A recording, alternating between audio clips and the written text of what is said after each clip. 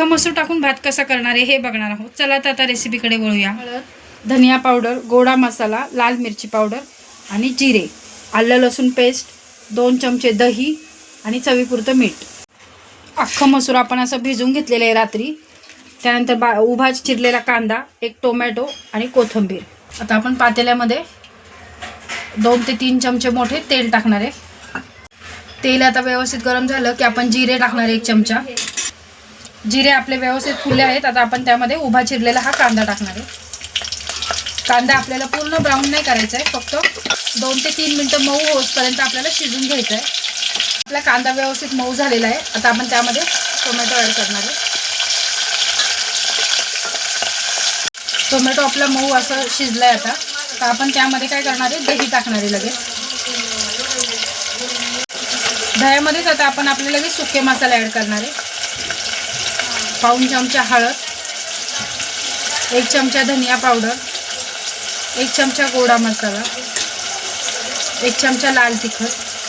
तुम्ही तुमच्या आवडीप्रमाणे कमी जास्त तिखट करू शकता. आणि यामध्ये थोडीशी कोथिंबीर आपण आत्ता टाकणार आहे, थोडी नंतर वापरणार आहे.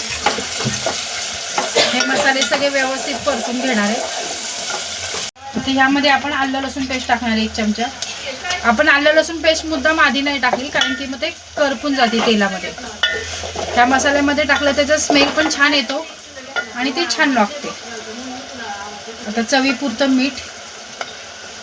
आता आपण हे 2 मिनटं व्यवस्थित परतून घेऊया. आपल्या मसाल्याला बघा तुम्ही किती बघू शकता किती व्यवस्थित तेल सुटलेलं आहे. याचा अर्थ काय की आपला मसाला आता व्यवस्थित परतला गेला आहे.